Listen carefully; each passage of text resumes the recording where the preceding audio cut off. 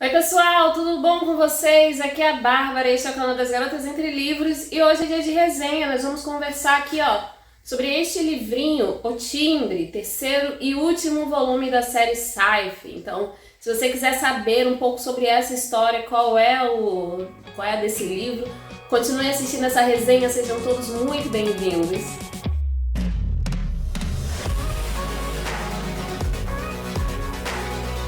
Bom, gente, vamos lá. Deixa eu dar algumas informações sobre o livro para vocês. Ele se chama O Timbre, é o terceiro livro dessa série Sci-Fi. Ele foi escrito pelo autor Neil Shusterman. Ele foi publicado aqui pela editora Seguinte no ano de 2020 e ele tem 560 páginas. Ele está classificado ali no gênero distopia, ficção científica.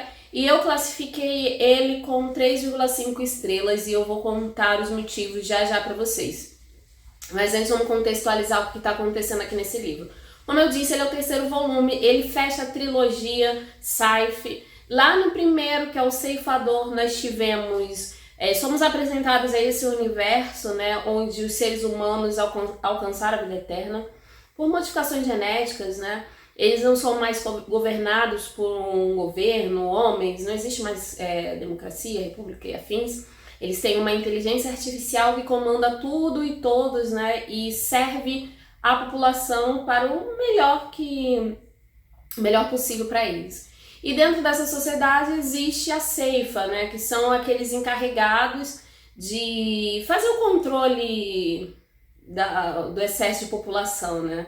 Todo dia, de acordo com um determinado período de tempo, eles têm essa missão de matar pessoas, basicamente isso. E são coisas que não se misturam. A inteligência artificial, mais conhecida como a nuvem, né, nimbocúmulo, e a ceifa, elas são coisas separadas, né? Uma não se mistura com a outra, são entidades completamente diferentes que se controlam em situações diferentes, né? Aí a gente teve toda a treta lá, tem resenha dos 2 primeiros livros aqui em cima para você conhecer.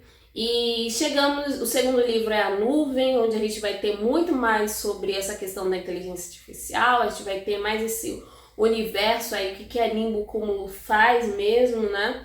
Vamos entender um pouco mais sobre ela. E aqui a gente vai chegar na parte do timbre, fechando as cada uma das partes importantes aqui desse livro e das situações que acontecem nele. O que vai acontecer nesse livro aqui?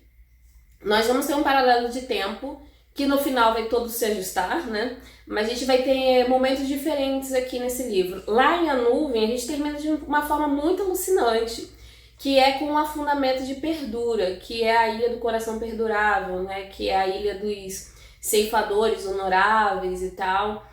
A Citra tinha ido para lá, que é uma das personagens principais, junto com... Ela é uma ceifadora, a ceifadora Anastácia, e ela tinha ido junto com a sua patrona, né, que é a sua mestre, né, que ajudou a treiná-la, que é a Marie Curie, a ceifadora, e lá elas estavam indo para denunciar o Goddard, que é o grande vilão aqui dessa história, né, denunciar os crimes dele, e fazer com que ele caísse e não pudesse se tornar o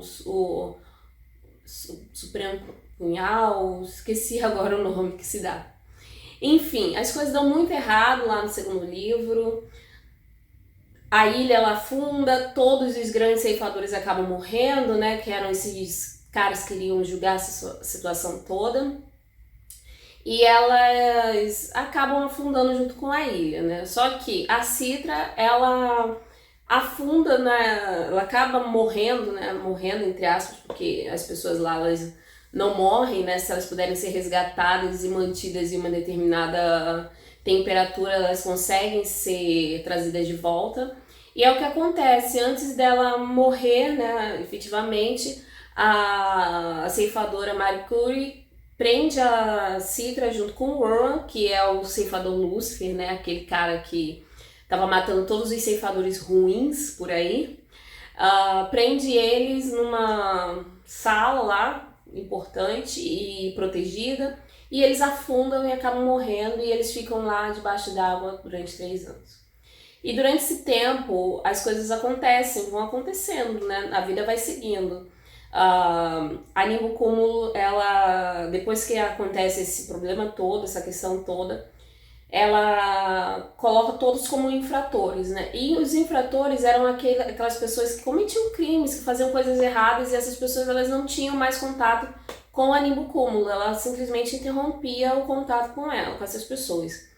Até que essa questão da infração fosse resolvida. Quando perdura a funda, todo mundo é colocado como infrator. Então todo mundo perde contato com a Nimbo Cúmulo e a vida de todo mundo fica completamente desnorteada. Porque a Nimbo Cúmulo era basicamente aquela para quem todo mundo recorria, né? Era o deus deles, né? E ela respondia, então era a orientação, era mais mãe de todo mundo, mãe e pai de todo mundo do que os próprios pais, né? Era quem todo mundo procurava, com quem conversava, era o nosso famoso Google, que sempre tinha uma resposta pra gente. E o que vai acontecer? Todo mundo perde o contato direto com a Nimbo Cúmulo, o Goddard vira o supra punhal, as coisas vão ficando bem ruins, porque ele estabelece várias coisas ruins mesmo, ele vira um ditador, acaba conseguindo trazer muitas pessoas pro lado dele, e isso é bem ruim também. E ele vai estabelecendo o seu reinado ali, o seu domínio, e vai acontecendo as coisas, né? Aí o que vai acontecer aqui? A Nimbo Cúmulo vai manter apenas uma pessoa capaz de ouvi-la, que é o Grayson. O Grayson, ele era um antigo infrator e, na verdade, ele primeiramente foi um agente Nimbo. Ele estava estudando para se tornar um agente Nimbo, servir a Nimbo Cúmulo. E ele acaba se tornando um infrator lá no segundo livro e depois ele acaba se tornando um tonista. Quem são os tonistas e são muito importantes aqui nesse livro? Eles são uma seita, né, que acreditam lá na ressonância, e no tom e na música, e enfim, que todo mundo ressoa.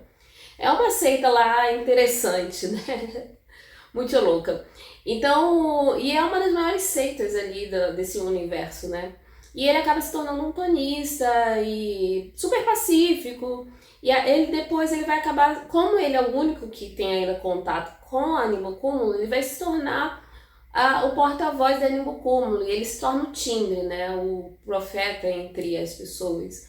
Aquele que poderia ainda falar com a Nimbo Cúmulo e trazer a revelação para as pessoas, né? Basicamente isso. E ele vai se tornar uma pessoa muito proeminente e vai bater de frente, vai se tornar uma ameaça pro Goddard também, né? Então muita coisa vai acontecer aqui, cada um vai ter um papel importante. A gente vai ter depois a volta da Citra e do Rohan, porque a história deles ainda não acabou, eles ainda têm um papel aqui relevante, apesar de o Rohan não aparecer tanto aqui nesse livro. Ele tem um papel importante, mas ele não é tão proeminente assim como ele era lá no primeiro e também no segundo. Aqui a gente vai ter destaque para outros personagens e muitos personagens novos aparecendo, o que também é interessante, que vai enriquecer um pouco mais a história. E é isso, gente. Eu não vou falar muito mais não, porque senão vai perder toda a graça da leitura.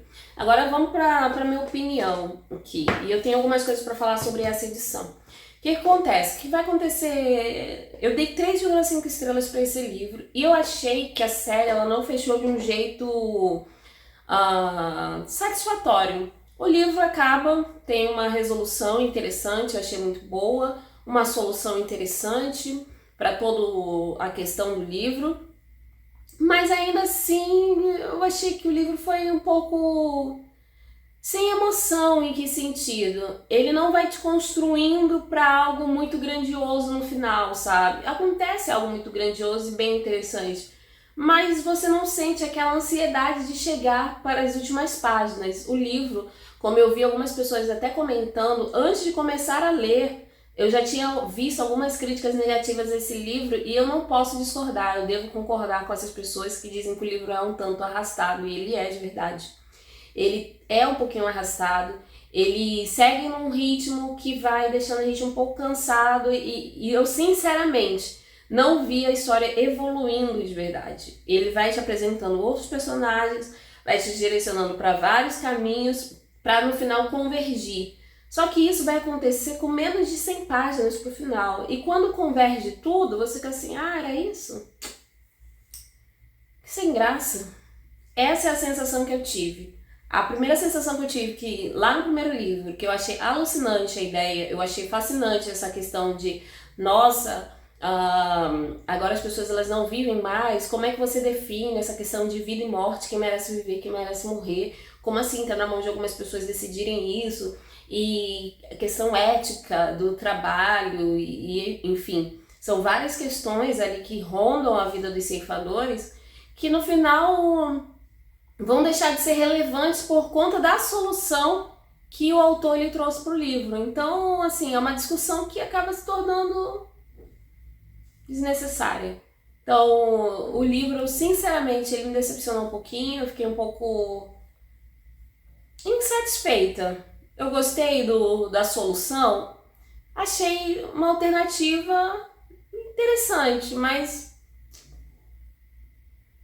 eu acho que foi mais uma fuga do que uma solução. Isso pode até ser um pouquinho de spoiler, mas gente, eu achei muito mais uma fuga do que uma solução para toda a questão aqui do livro e a questão tão importante que é essa da vida e da morte e a vida eterna, e enfim. E são coisas que lá no primeiro, por exemplo, lembrando lá o primeiro livro, a ceifadora Marie Curie, por exemplo, ela tinha uma forma de julgar quem merecia viver e quem merecia morrer, porque ela observava a pessoa durante um tempo. E ela via, quando ela via um extremo cansaço, que a pessoa já não tinha mais prazer na vida, aí sim, ela dava aquela opção assim, você tem certeza que chegou, se não quer mais, porque lá eles têm a opção de se regenerar, né? O corpo vai se regenerando. E aí se torna jovem outra vez. Mas quando elas perdem o sentido, a motivação de viver, depois de ter vivido durante muito tempo, é que ela definia que aquela pessoa ela já tinha chegado ao seu momento de partir, sabe? E é um critério interessante, né? Claro que outros usavam outros tipos de critérios e enfim. Mas eram coisas assim que te faziam refletir, que me fizeram refletir e eu achei interessante no livro. Aqui já não é mais, a gente já não vê mais isso, a gente vê um cara que é extremamente brutal e que é extremamente ditador, né? Ele é um ditador muito extremo que quer comandar tudo, quer mandar em tudo, quer ser o senhor de tudo. E essas questões mais profundas elas deixam um pouco de existir ao longo da história. E isso me decepcionou um pouco no livro. Fora que esse andamento da história no final deixou também a desejar bastante. Então, por isso, esse livro ele só tá ganhando 3,5 estrelas. Ainda assim, eu indico a série para você ler, que eu acho que é interessante, vale a pena, tem algumas discussões bacanas, e ele é um jovem adulto, mas eu acho que é válido para todas as idades, principalmente porque não tem um drama adolescente, tá, gente? Que é o que mais irrita nos adultos. Então a gente não tem esse drama adolescente, a gente tem discussões um pouco mais maduras aí dentro da história. Mas no geral, fechando a trilogia, deixou um pouquinho a desejar. Mas no geral, ainda assim, indico a leitura desse livro. Tá bom? Um pouco sobre a edição. Eu achei a capa dele muito molenga, gente. Eu achei o livro todo muito molenga. Além de que ele é pesado. Ele é pesado. Eu tenho livros maiores do que esse que não são tão pesados quanto esse livro ele é. Então eu achei aqui, ó, tá vendo? O quanto ele... Deixa eu pegar um outro livro aqui, ó, que é tão... Ele não é tão, ó... Vou pegar da mesma forma, tá? Ó como ele mexe. Tá vendo? Aqui, ó, parece uma gelatina de tão... E aqui também tem mais ou menos 500 e poucas páginas, deixa eu ver. Aqui, deixa eu confirmar pra gente fazer... Tem 540 páginas aqui esse livro. E ele não é tão... Aí, olha isso. Muito, muito fraquinho mesmo. Eu achei isso ruim no livro, nessa edição. Não sei por que eles economizaram tanto nessa capa, que a capa dele é muito fraquinha. E achei pesado também. Por um livro de 560 páginas, eu tenho livros maiores aqui, inclusive que eu tô lendo agora, não tá nem aqui por perto, que é o Dama do Ar e da Escuridão, da Cassandra Clare. Ele tem mais de 700 páginas e não é pesado como esse daqui. É óbvio, é a gramatura das folhas que torna o livro um pouco mais pesado. Mas assim, se tu vai colocar uma gramatura no livro nas folhas uma gramatura maior e tu não vai fazer uma capa decente, assim, que vai segurar, pra mim é um investimento sem sentido, enfim, né? Mas essa é a minha única crítica aqui ao livro. Ele não tem nada demais, tá, gente? Na capa dele, eu acho a capa bem bonita, é igual ao original. Aí a gente tem... Aqui é o timbre, né, que é bem dessa forma como ele se veste, né, o Grayson, quando ele se veste de timbre e ao longo do livro, mas não tem nada demais. Aí a gente teria aqui a Anastácia, né, que é a Citra, e o Roland, que são os ceifadores aí, gente. E é isso que a gente vai ter nesse livro, na edição aqui, ó. Esse ao lado, vendo a capinha um pouco mais de perto. A lombada. Ele não fica nem bem estruturado na mão. E eu, se eu não me engano, os livros anteriores não são assim. Deixa eu olhar aqui, deixa eu pegar. Mais ou menos. Não é tão molengo. Esse daqui é o segundo. Esse daqui já é mais firme. O primeiro. O primeiro é o ceifador. O segundo, a nuvem, que tá um pouquinho molenga. E finalizando com o terceiro, o timbre. Não entendi também muito bem essa escolha de capa, né? Porque assim, veio numa sequência vermelho, depois verde. Podia ser azul, né? Porque o timbre é azul, violeta. Enfim, são só opiniões, gente. Mas é isso. Eu espero que vocês tenham gostado dessa minha pequena análise. Comenta comigo se você já leu esse livro, se você já não tiver lido. Comenta também se te interessou ou não. Eu vou deixar a resenha escrita dele, que está saindo simultaneamente com este vídeo. Vou deixar aqui na descrição desse vídeo. E também, gente, eu vou deixar o link de onde vocês podem comprar a série toda, tá bom? E o link das outras resenhas dos livros anteriores eu vou deixar aqui também, linkado aí pelos cards. Não esquece de se inscrever caso você não seja inscrito e compartilhar esse vídeo com outras pessoas também. Vai me seguir lá nas redes sociais, @garotasentrelivros, e vai conhecer o blog também, garotasentrelivros.com. Um beijão pra vocês e até breve. Tchau, tchau!